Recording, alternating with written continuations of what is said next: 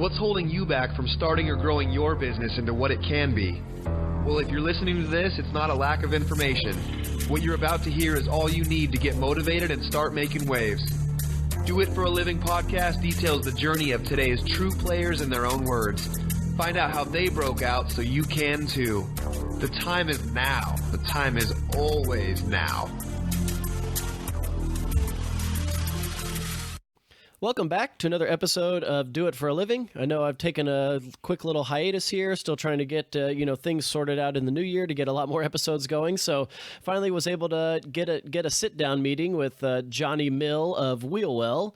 I've met Jonny several years ago through SEMA. He was one of the Launch Pad winners many years ago, and so I was involved with that last year. And I've gotten to know him over the years a little bit, really just seeing him at SEMA and other events. And so I'm really excited to give him the opportunity to talk about his new venture. That's the Wheelwell, and it's a virtual garage, and people can showcase their builds, and they're also including an e-commerce platform on there as well. And so kind of a lot of cool new stuff that he's doing, and he's been in several businesses within the aftermarket industry. And so I'm really excited to get a chance to talk with him today about his personal background and then the businesses that he's been involved with. And so, Jonny, how are you doing today? I'm excellent. The rain has let up, so the sun is shining up here in Northern California, and that's a good thing. That's awesome, man. Well, thanks a lot for coming on with us. And, we'd like to get the podcast started hearing, some personal background about yourself. Where did you grow up? What were your hobbies? And then maybe kind of jump into, your education of what, if you went to college and what you did. Sounds good. Yeah. So I was born in the Bay Area, but I grew up in a really tiny town near Tahoe, California, kind of in between Yosemite and Tahoe. Literally 1,000 people near a stoplight was 40 minutes away from my parents' house. So really, really small. And growing up, being up on the mountain, snowboarding and camping was the big thing for me. I loved to, as an 8-year-old, go out and into the woods and climb trees and, see what kind of trouble I could get into by myself in the middle of the woods. Yeah, kind of got to entertain yourself in a town that small, huh? Yeah. So I got teased when I moved to LA. Everybody used to call me Hillbilly Boy because I didn't even know what a parking meter was when I first moved. But I was pretty young when I moved down to LA. I was only 17, off on my own. Oh, so what was the reasoning for moving to LA then? So I graduated high school really early. At 16, I was the youngest kid in my class, and then skipped a lot of my senior year to be able to graduate early. And I was just really tired of the small town. Mm-hmm. My brother had moved to LA, and I went and visited and was like, wow, you can get a burger at 2 a.m.? Like, this is the place I gotta be. So I wanted to jump in with both feet and moved down to LA, and I couldn't even get a library card because I was only 17. So it was a struggle at first, but once I turned 18, it was a lot easier. So did you move in with him, or did you have to get a place to stay when you moved down there? Yeah, so we ended up finding a place together, and moved in for the first year, and then I went and found my own place. So I lived with my brother long enough. So yeah, long enough growing up. So what was your first job there in LA? I was a recruiter for a talent agency. So you were finding models, huh? I was, which was a fun job for a 17-year-old man. Yeah, I bet so. So did you end up, going to college and getting a formal education? So I always joke that I never went to college, but I drove by UCLA once. But okay. That's a bit of a lie. I did go to UCLA for half a semester. But quickly realized, because I wanted to get into the entertainment industry and do some advertising and marketing. But I realized that, the internet was coming up, and this was 2004, 2005. And, they weren't talking about that. So I quickly realized that in 10 years, if I had an MBA from 2005, it would be worthless with the way everything was changing so rapidly. So I decided to just jump into the field. So you just went in and got going instead of going, because with what you were doing, it sounds like that's something you need to be doing all day, every day. You can still get, a marketing degree or an advertising degree, but I don't really know much about how the degrees work, but I assume it's mostly teaching you how to do those things. But getting the real life experience is what you were going for. Yeah, exactly. So, I started, working with, in marketing with a couple of different agencies and companies, and kind of bouncing around trying to find my place, and then ended up falling into writing television commercials and finding success there. And of course, being a young dude in the industry, if somebody offered me 10 grand to take pictures of me, I would do it. So there's some modeling photos out there of me that I hope never surface. Oh, well, now we're going to have to start looking for them. Yeah. Yeah. It was good companies. Like my first gig was Dolce & Gabbana. So it was always kind of cool stuff and a great way to meet chicks. Yeah, I'm sure. So what was the first kind of entrance into the automotive world then? So it sounds like it was more the fashion model side. And then, what caused you what was it that got you into cars? So I was always into cars, and then meeting my wife, she was into cars as well, and I ended up buying a car off her dad, which was like fully custom. It was a SEMA build, and I was like, oh, this is pretty cool. And then that's when it ended up. I developed the E-Stopp, which is what I won Launch Pad with. From mutual need of her father's friend, and we developed it together. He funded the whole project at first, and yeah, so I was off and running and built a couple of them, and I thought it was going to be a mobility product for handicap vans, because that's what the first one was built for, and quickly realized that we threw one in our panel van, and realized it could be a hot rod product too. So I went back to the drawing board and made it more aesthetically pleasing. And then 3 months into being on market, we won a Hot Rod Product of the Year award from the NSRA. So it was like, okay, well, yeah, should probably pay attention to this. Yeah, that's very interesting, because for people that haven't seen or heard of this product, it's an electronic parking brake, so that removes the hand pull or the foot, like the little foot pedal. Is that correct? Like, I mean, it's a button that you press and then it pulls the parking brake for you. Exactly, and also got the patents for having it on a key fob as well. So that makes it a bit of an anti-theft device as well. If somebody hot-wired the car without that key fob, the brakes are all locked up. So that was a great marketing tactic as well. Yeah, it's pretty cool to hear that idea started from something different. You never really know where you're going to go with what you got. And so it sounds like, you just ran with this new idea. And what was the beginning of the Launchpad stuff? Because was that the first year that they did that? Correct. Okay. I was the inaugural winner of the Launch Pad. And so were you involved with SEMA before that, or was somebody just like, hey, they're doing this thing, you should push this product? Yeah, so I went to SEMA the year before, and just blindly went in and exhibited, and then that year, I jumped in with both feet into the automotive industry, and really, like I said, I was into cars but wasn't in the industry, so I ended up building a car with Steve Darnell on his show. He just got his show launched, Vegas Rat Rods, earlier in the year, and then I heard about Launch Pad. Actually, Bryan Harrison had reached out and told me about it. He's a SEMA employee. And so I went in and did the video program, did the whole Facebook part of it, which was the biggest challenge, because nobody knew who I was, and I didn't have a very, very big following on Facebook.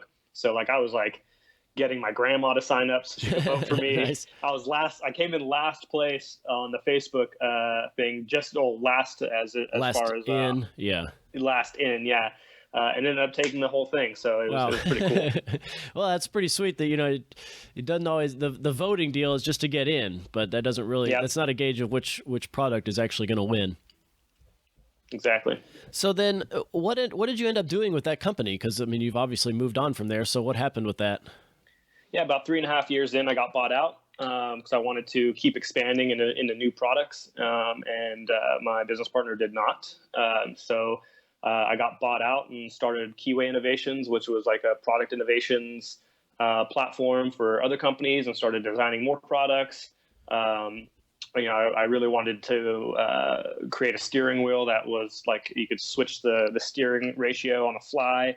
Dumped a bunch of money into that, and that just sucked up so much money that I had to kind of abandon the project at a certain point, which hopefully I can always come back to it.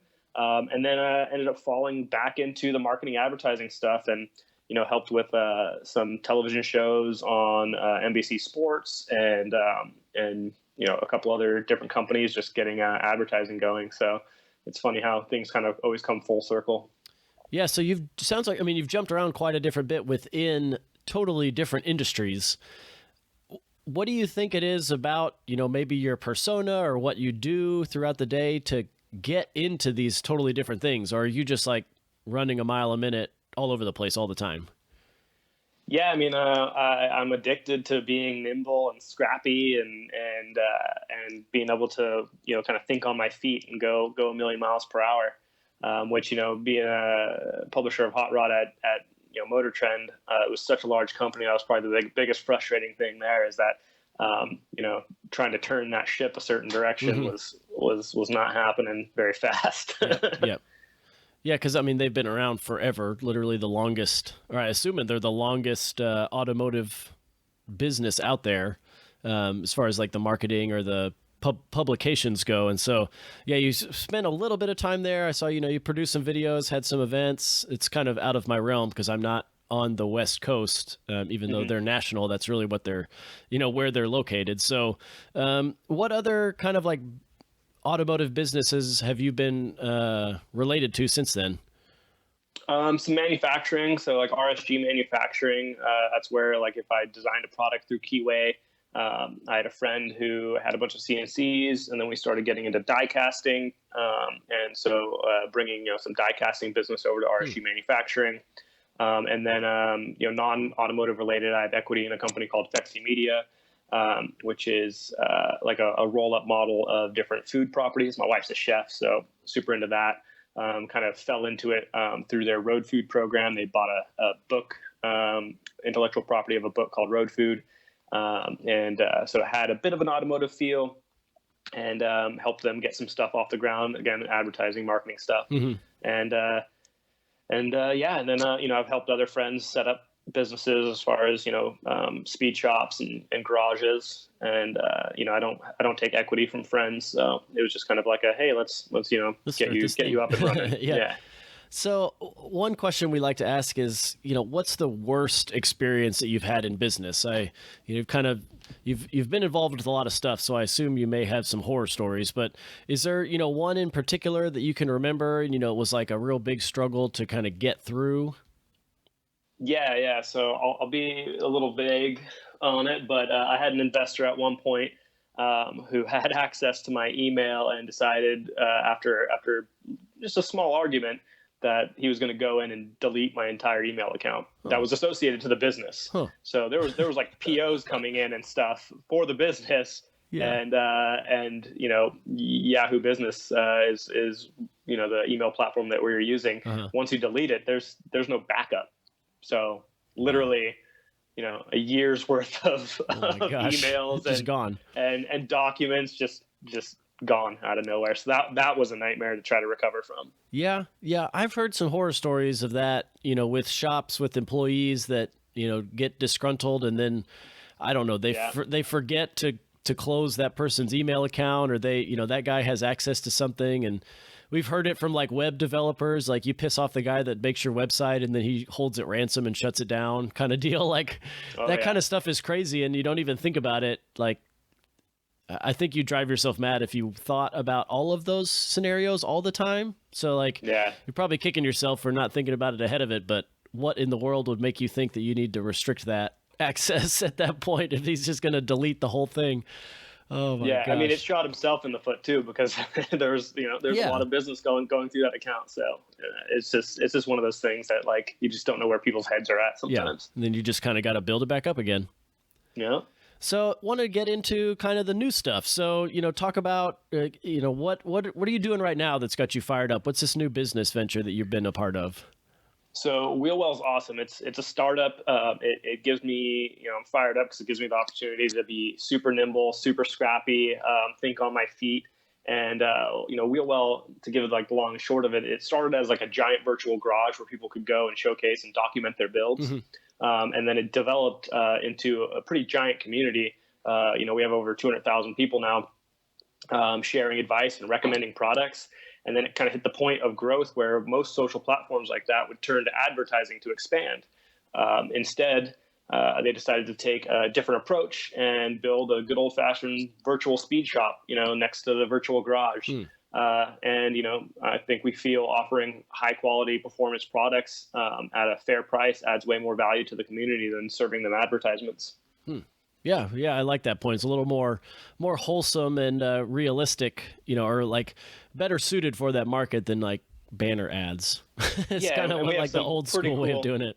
Yeah, we have some pretty cool stuff coming down the pipeline too, to where you can earn basically in-app currencies to make it a lot cheaper to buy that next product. So if you're part of the community and you're helping by showing or reviewing products or writing articles, you can actually gain money that way towards more parts. And then as you buy more parts and modify your vehicle, your mod score goes higher and higher, and then you get more parts. So it's a pretty cool platform.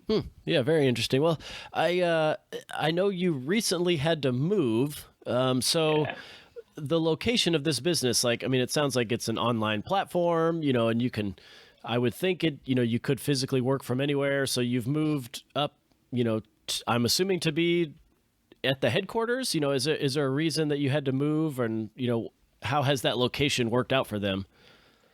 Yeah, so they wanted me on site. I'm getting an equity package coming in. We're pretty early into this e-com stuff, and they just got a big investment from GGV Capital. So they wanted me on site to be able to talk to investors, to be able to be right there with the CEO and the founder. It's in San Francisco, so not where everybody would think an automotive company, aftermarket company would be. But both the founders are from Apple. One of our advisors is the VP of Apple, VP from eBay is an advisor.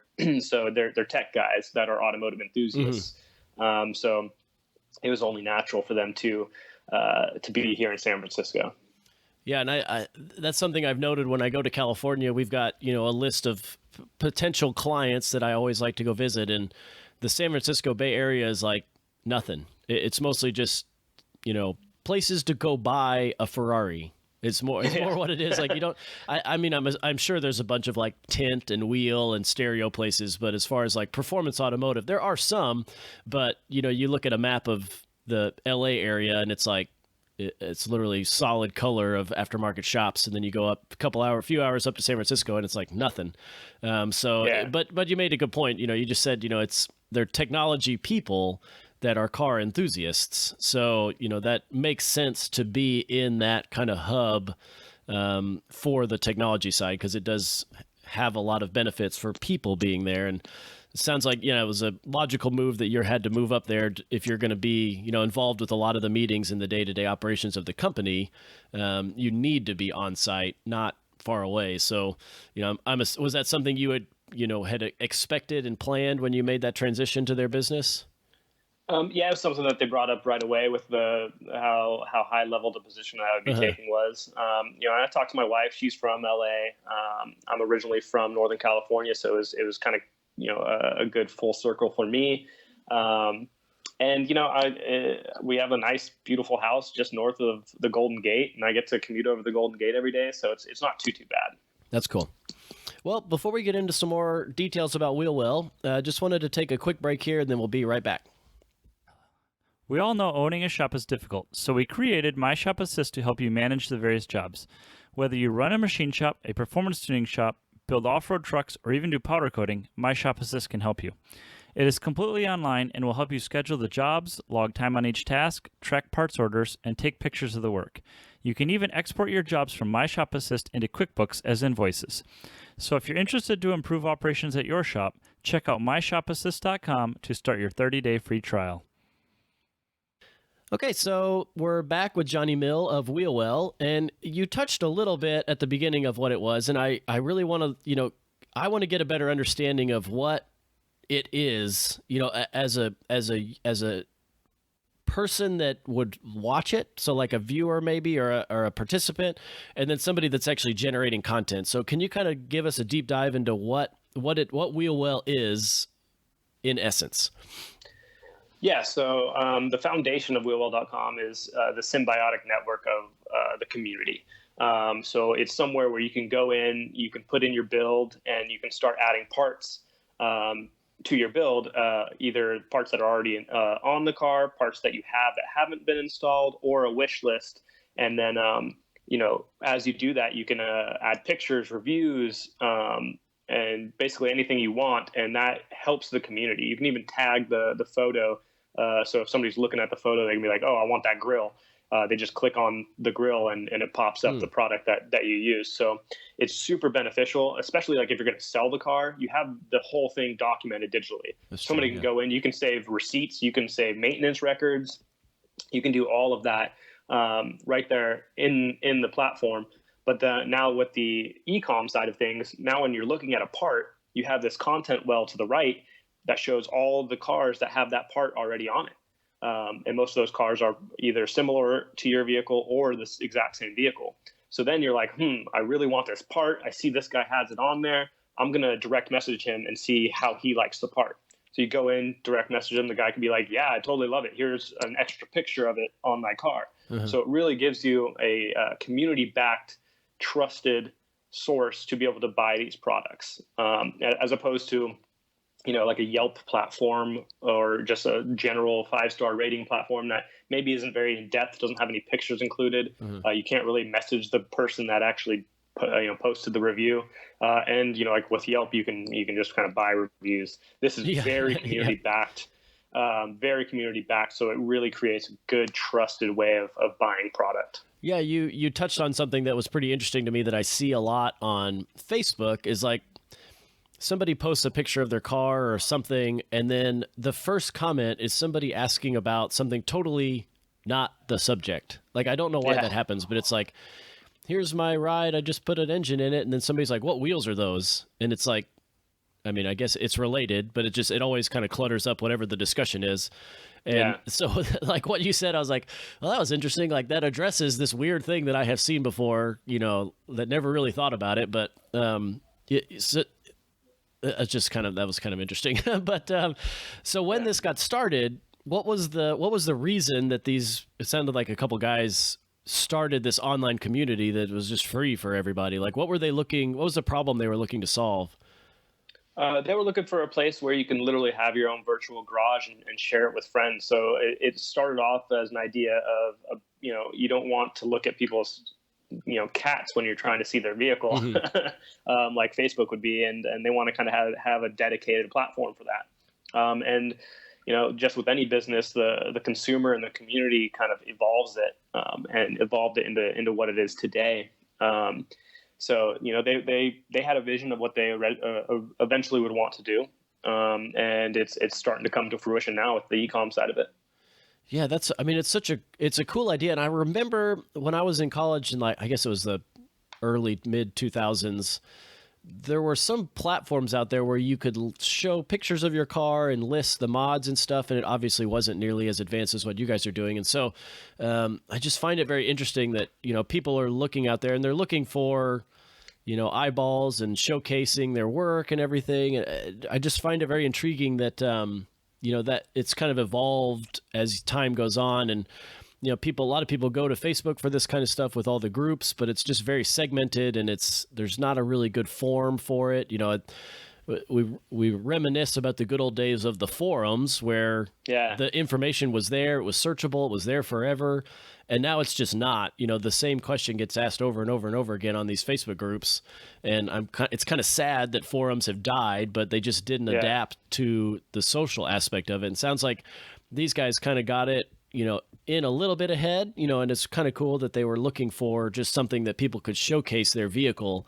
And so is this something that is, searchable? If somebody searches a part, is something from the wheel well platform going to show up, or is it all kind of closed? Like, is it internal only?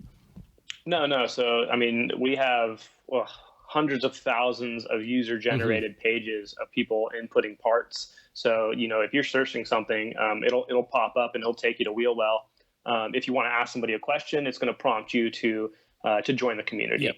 But you can search through it without having to join. And, going back to what you said, it creates this kind of unique platform for people to log their stuff, and it helps when they have a sponsor. So if you have a sponsor, you want to make sure that that sponsor is best represented. So if you can just look at a photo of your car and see every single, sponsor and manufacturer that's involved.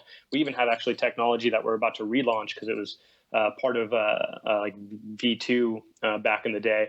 But you literally just, say you're at SEMA, you take a picture of a car, it knows that car because that car is in wheel well, and it'll pop up all the, the year, make, model, all the parts that are on that car right there for you. So we're going to be relaunching that before the end of the year. And you can just be on the street. And it'll you take a picture of a car and it'll tell you the year, make, model. That's pretty wild. Yeah, so we have the AI for that already built, and so there's a lot of really cool stuff coming down the pipeline. And I mean, we're hiring more engineers every single day because we're trying to keep up with these ideas that the community is coming up with as well. So, like literally every single day we're hiring another engineer. It's pretty crazy. Wow. So walk us through the structure of the company. How many people are there? What kind of investors are there? It's pretty crazy to me that something like this is going to get venture capital funding, but it sounds like that's the background of the people. So what does the company look like people-wise? Yeah, so there's 7 advisors. The main venture capitalists that are involved is GGV Capital. They manage $6 billion worth of funds. NFX is another partner of ours, and then there's some lower level guys that have been involved from professional racers to other tech company guys. Like I said, the vice president of Apple is involved as well, and the VP of innovation and new ventures at eBay. In our office in headquarters, there's almost 20 people that work in this office, but then we have tons of remote teams in Denver, down in Menlo Park, of engineers that are ingesting more and more product. So we're constantly trying to we want to be at 1,000 brands by the end of the year, and that just includes millions of SKUs to go along with it. But it's constantly growing. Like I said, every single day I come in and they're like, oh yeah, someone on Slack. Where's this person? Is like, hey, I'm here now.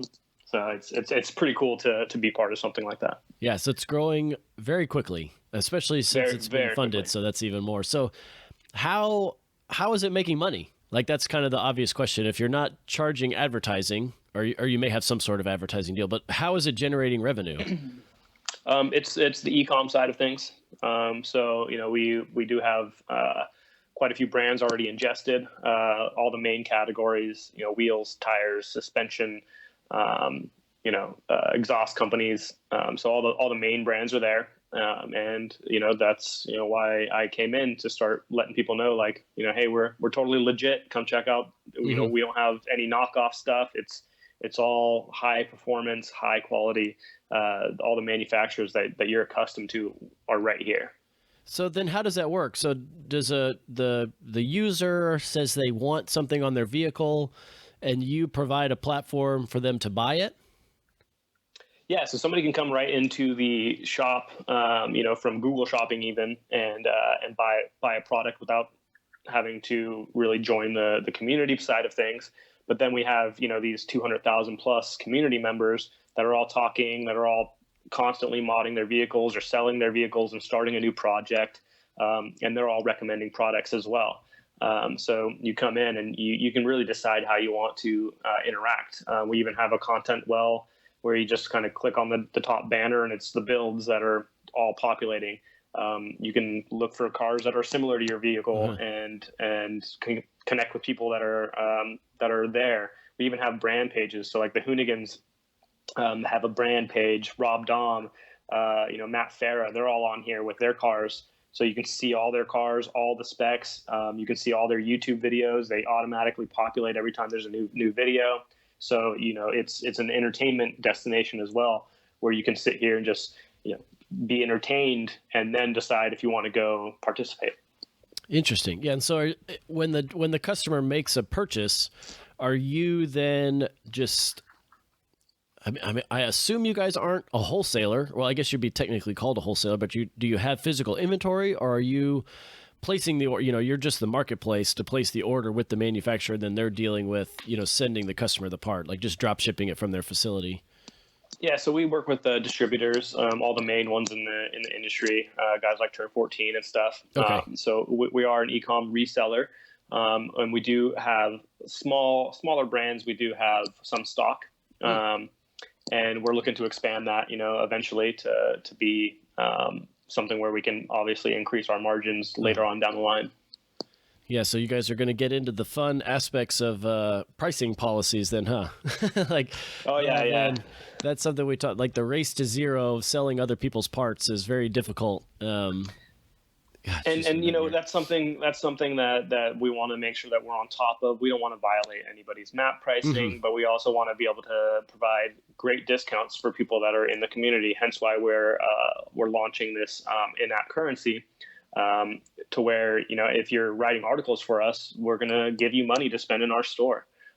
So it doesn't violate map pricing, but you can, a lot of guys, their blue collar job that isn't in the industry, they don't want to work an extra weekend to get that part. That's not going to be fun for them. But if they can go in and start adding parts in their virtual garage, and that's what's earning them money towards the next part and discounts, like then it becomes fun for them.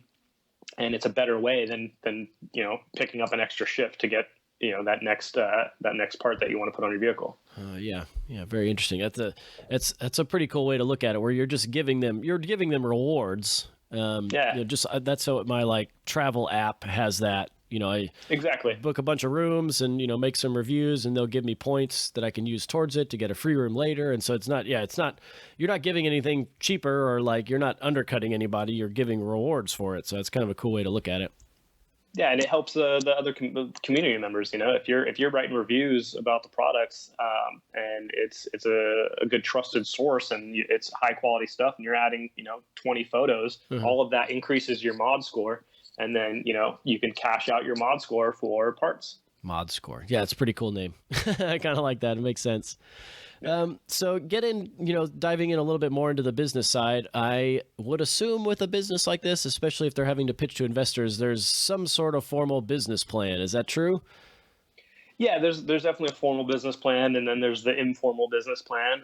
There's always, you're always kind of adjusting as you grow. I always like the Hoonigans don't have a mission statement because they don't know what their mission is going to be. What it's going to be, yeah. Yep. Yeah, it's a little more like a more modern company is not going to have stuff like that because they're moving and changing and adding and doing different things so quickly that it doesn't really make a lot of sense. Absolutely. And like I said, we're community driven. Like that's what built us in the first place. So if our community wants something different, we're going to listen to them. We're going to adjust accordingly. And so what are the numbers again? So your users, you've got is there a certain number of active participants and then, content generators, and kind of break that down a little bit? Yeah. So there's over 200,000 people there. Over 300,000 vehicles have been ingested, tons of brand pages, and, the user-generated content comes from a bunch of different people. So some people have been just kind of lurking in the background for a long time, similar to Reddit. You can just sit there and read stuff and read articles and stuff, and then eventually you're going to be like, okay, I'm going to go in. I just installed this exhaust now, and I know, I took pictures. I know what it takes. I'm going to go in there. I'm going to help somebody else that might have to go through this process again. And that's great because it increases our SEO, it helps the community, and then it earns that person more mod score. So it's kind of all over the place, and it's constantly growing. It's we don't look to grow incrementally. We're looking to grow geometrically. So big leaps ahead. Our new version of the site is a lot sexier than the original. The parts are a lot easier to find now, and we're like I said, hiring tons of engineers to make it much more user friendly. Very cool. And then, what is the value proposition for these influencers that you've got coming in? Are you actively looking for more people like these these big name? I guess it'd be more like media YouTube people, to get them to generate content for the site. Yeah, absolutely. I mean, we're always looking for people that are willing to upload their vehicles to the garage, I'm reaching out to people on a daily basis. It's fantastic when you can go in and see someone that someone like John Chase and the Tri-5 by Fire. Like, you want to know what parts are on that, and if you have a place that you can just easily go and see every single, see the power output, see all the different specs, all the different parts, that's great. And then it's a value to professional builders that are taking parts from manufacturers for sponsorship, because they now have a platform where it's like, hey, just click this link and you can see everything right here. Mm-hmm. And you can, not only can you see it, but you can like click it and buy it now too. So it's pretty cool. And I think there's a value there to professional builders. Yeah, I really like the interconnectedness of being able to buy it. I have like a recent story we had with a guest that Kevin had interviewed, I guess it was about 2 years ago, maybe now, was Trevor, I think was his name, from Texas Speed. He's got a engine machine shop manufacturing facility here in Texas, and Mm-hmm. he provided an engine for Cletus McFarland, his Corvette that doesn't have body on it or whatever, whatever it is. And so it's got Texas Speed plastered all over it, like the valve covers have it machined in and everything. And he was like, the second that that video came out, he got like dozens of inquiries for that specific build. And something like your platform is like, if he had that online, they could just go buy it. The customer watches some video, then they go look and see what it is, and then they don't have to call the manufacturer and be like, I want whatever that guy had. They could just buy it. And so like I see the need, and I'm like, man, that's a pretty cool idea. And even just having this story from it, like that happened recently, is pretty cool. Like, you could literally buy a crate motor from your phone through Wheelwell, which is pretty awesome. Pretty cool, yeah. Living in this day and age, that's pretty awesome. Yeah, and so I'm assuming the marketing's. What is your official title? Are you part of the marketing team? Is that what you're doing down there? Yeah, so I am the head of the marketing team now. I am coming in, and I'm pretty fresh, so I'm looking at what they did before. Obviously, like Matt Farrow was a huge advocate, and all the YouTube guys ended up being like endorsers of the brand.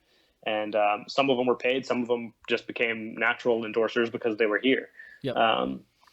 So I'm kind of taking what they built off of that and creating kind of a new strategy.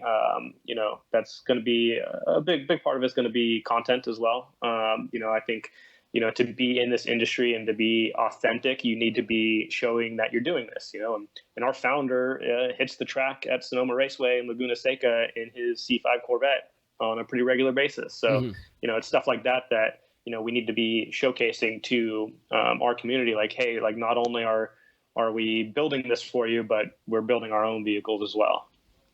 Yeah, I really like that. The point of relating to the customers. We've started kind of a shop talk video series on YouTube to kind of, it's really just like a side alignment with the podcast, because with this we're trying to do business talk, and we want to hear backgrounds of stories and what people are doing and kind of cool ideas. And then we have our online community, a closed group of just shop owners where we discuss a lot of this stuff. And then Kevin's like, I'm going to start doing videos at the shop. So implementing a lot of things that we talk about and showcasing, when we act as consultants to performance shops, it's like, yeah, we did this, and here's why we did it. And, oh, look, here's this video we made, about toolbox organization, or just something like totally random like that. So it's always good that you can like relate to your consumers. And I think that's pretty cool that those guys are still doing that. And will for sure continue to do it into the future. Yeah. I mean, if you have a visual authenticity anchor, that's very valuable in any business. So what are you looking right now to do on the marketing side? Are you looking to get more influencers, or are you looking to, push the product on the various platforms? Like, run us through what your current goals are right now. Yeah, absolutely. We want to leverage the influencers that we have worked with already. We want to get new influencers. Ideally, guys with big car collections will have a virtual garage where they'll have all of their cars right there for people to look at if they can't, make it over to their actual physical garage. And then like guys like, that are in the Battle of the Builders at SEMA, if they use our platform, like they literally can promote their build and have all of their sponsors right there in one place. Yep. And then not only have them in one place, but have them one click away from selling product, which is very valuable to any manufacturer if you make it easier like that. And then, we're leveraging all the standard stuff. So, we're looking at social advertising, displaying at trade shows, creating our own car cruises as well. And our community is our biggest asset. Our community drives tons of traffic into our site via, Facebook or Instagram. If somebody has a garage, they're going to be sharing it with their friends on Facebook, like, hey, I just added a part, go check it out. Mm-hmm. And they can go to their wheel well garage and see everything right there. So the community is the biggest thing that we need to leverage. So hopefully part of our content strategy will be hopefully these guys wanting to have us film them as well. So, we're going to put the call out of, hey, if you're part of Wheel Well, and you're going to go to a track day, hit us up. We'll come out there and we'll film. Uh-huh. Very cool. Yeah. So, from a enthusiast side, I feel like it'd be very easy for me to spend some time in adding parts in for my car and stuff like that. But then I look at some of these builders, Kyle Tucker of Detroit Speed is one of the guys that I've raced with for many years. And, I'm like, how would he go about adding in, something from his, third gen Camaro that they just built? Are you guys helping these, big name shops input stuff? Because a lot of it is we've got, this braking system with these other pads, how are they selecting what specific thing? Is it, searching it from a drop down, or are they typing it in each time? Yeah, so that's one of the biggest things that we're throwing engineers at right now. Our shop has all the PIEs data and stuff in there, and we're trying to connect our catalog and our community side as rapidly as possible, so it makes it easier. As you're typing in the product, it'll start to automatically populate the item number, and all the rest of the stuff. I'll be completely honest, it's a tad tedious if you have 100 mods on your vehicle to go in there and do every single one. So bigger companies or bigger builders that are super famous and stuff that might not have the time to do it, we're definitely offering our services to have somebody do it all for them. Yeah, the data entry is, it's, if you got a list of stuff, it's not particularly difficult. It just takes time. Yeah. And the hard part is, we're in an industry of good old boys who, a lot of these companies will still fax us stuff and send us, SKU numbers and PDFs and stuff. And it's just so hard to ingest the stuff. So, hopefully we can get to a point too, as a company, that we have a B2B service where it's like, hey, let us help you create better data of your product. And that way you can sell more and sell faster. Cause it's amazing. Even some of the big names out there, you're like, how have you limped along this fucking long, yeah, with using facts and PDFs? It's astonishing. So, that's another value add we have to the B2B side, is let our engineers show you what to do. Yep. To make it quicker and easier for other resellers to sell your product. Oh yeah. I struggle with that on an almost daily basis as well. Just being like, yeah, you can run your business like this. You're obviously very successful.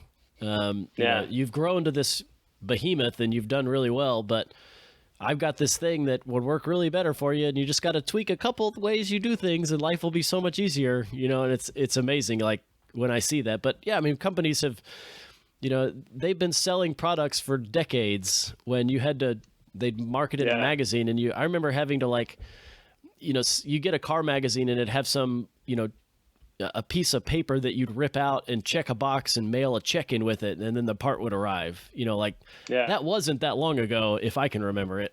So it's that's how you used to do things. It's literally a mail order catalog. That's what it was. And so, it's pretty crazy that companies can still work like that. And again, there's nothing inherently wrong with it, but it's just, there's so many better ways to do things now with technology. You just utilize it in a different way. Seriously. I'm astonished that every shop does not use My Shop Assist. I am too. I wish they did. If you're listening to this and you have a shop, don't be an idiot. Increase your productivity and get that product. It will pay for itself in time alone. Yeah, I appreciate it. It's just like, that's what we're trying to do with the same thing. And like, that's just what you guys are trying to do as well. You're just trying to push the industry further and, make it a little bit better each way. And I think, what you guys are doing is pretty cool. And I do commend you on that, because it's something that, like as a shop, even, like you could put, I'm just thinking of like the shop cars that shops build.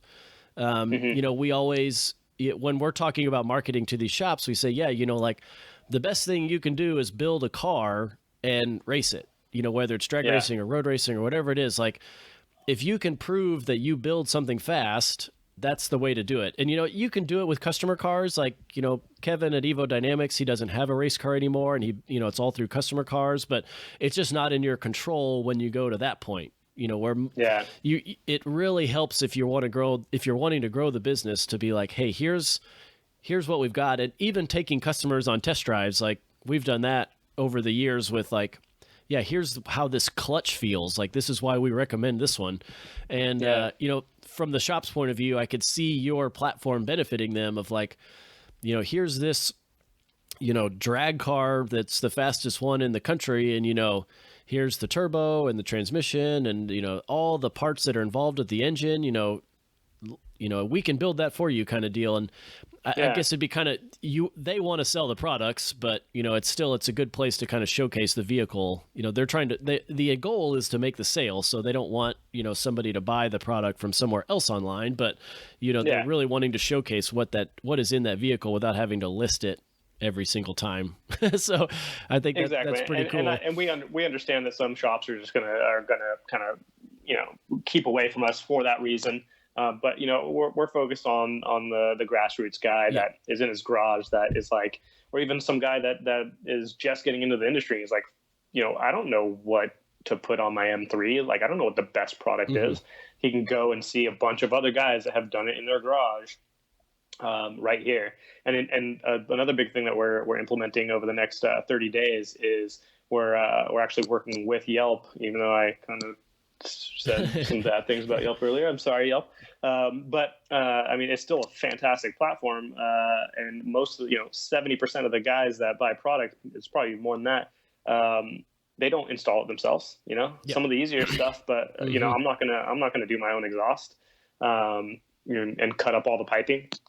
So what we're doing is, as you buy the product, you actually have a recommendation of the closest and highest rated shop next to you to be able to install that product for you.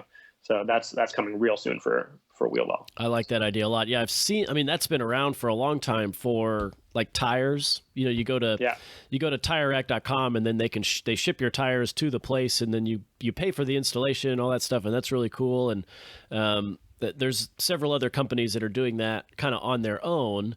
And I think that, again, that's, you hit it on the head. Like, most of the people, they'll install little stuff themselves, but there's things that they don't want to do or can't do. And, or it's cold outside. That's always my excuse. Like, get the girlfriend's car's oil changed. She's like, why didn't you just do it? I'm like, because it's 40 degrees outside and I don't want to stay outside. I'd rather pay somebody $30 to do it.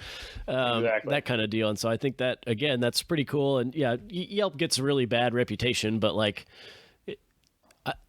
people complain about it and then they turn around and use it to find where they're going to go eat dinner, Absolutely. So it's like, you still use it, and it is a very powerful platform, and hopefully they can kind of get their act cleaned up. I don't really know like what they were doing that was so bad, but like the paid reviews kind of stuff is probably what it all was. And so if they can get their act cleaned up, it's still a really powerful platform that has a lot of data with it. So and the paid reviews is not really their fault. It's third party companies being like, hey, we'll say all these things, have these bots. Yeah, exactly.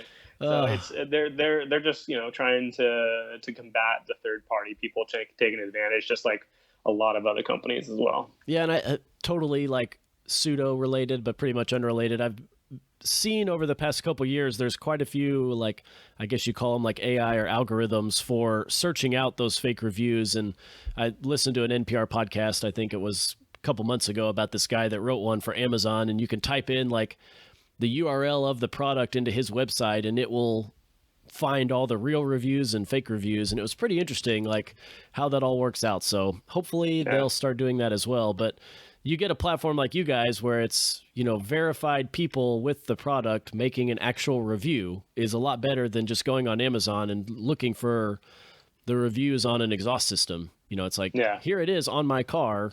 Here's a sound clip. Here's a video. Like, that's pretty cool way to do it.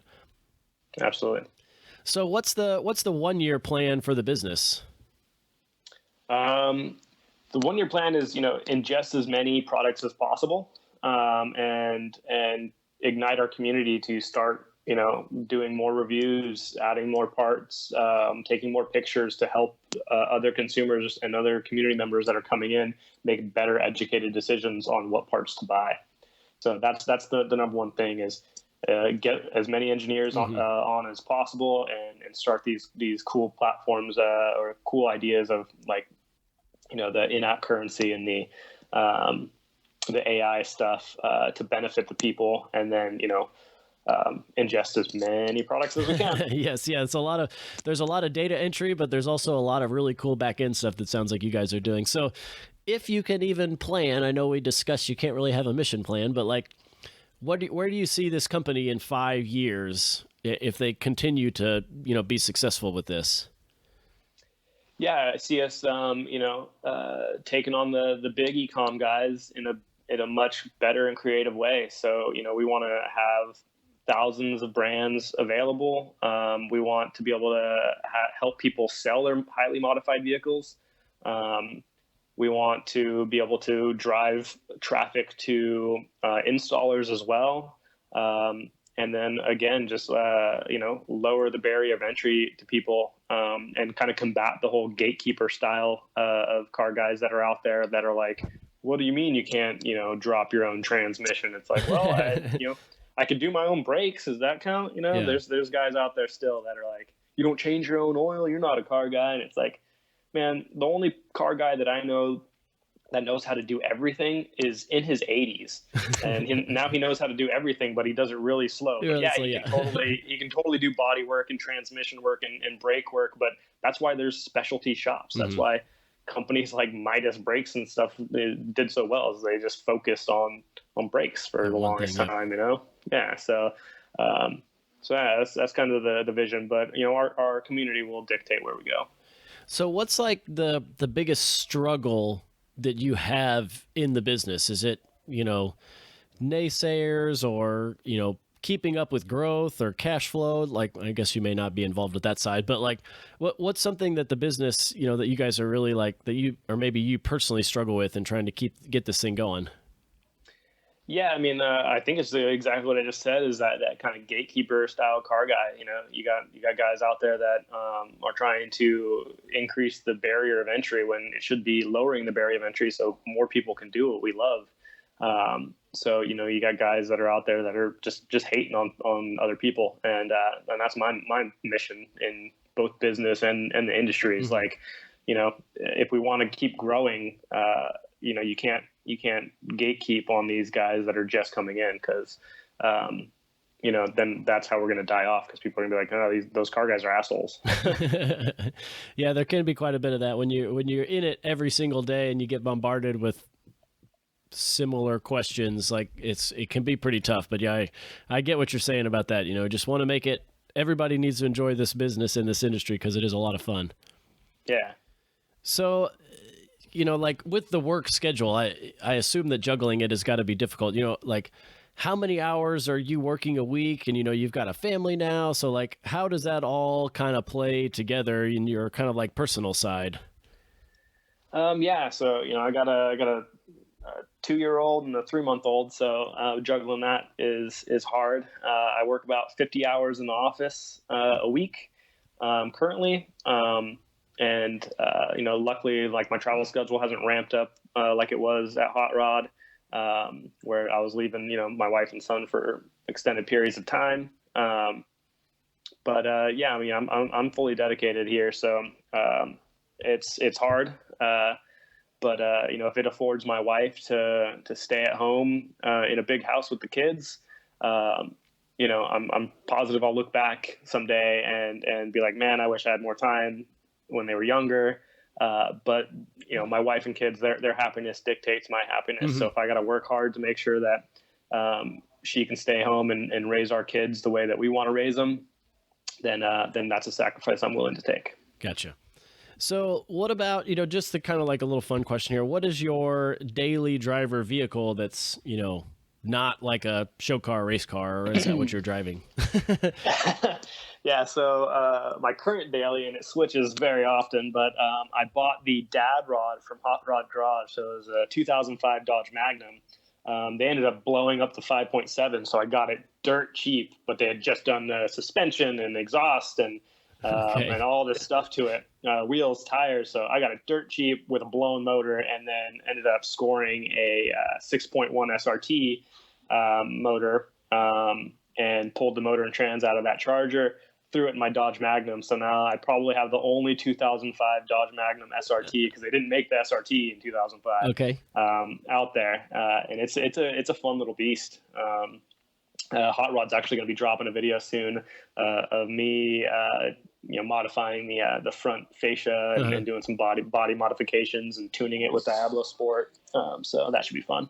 Very cool, man. Well, yeah, it sounds like that's still a very fun vehicle. So, good. I mean, it's a big car, so you can definitely fit the family and the stuff in the back. That was their whole deal when they sold that, was the Hummer, like going back to the good old days, you put your surfboard inside kind of deal. Yeah. I mean, I love wagons and long roofs, and especially a sexy one like that one. Though parking it in San Francisco is not very fun. Yeah, it's not built for that. Nope. Well, cool, man. So kind of just to end here, how do people find out more about Wheelwell? Where can they go to log in and kind of find out more information about you guys? Yeah, I mean, head to wheelwell.com. On social, we're Wheelwell.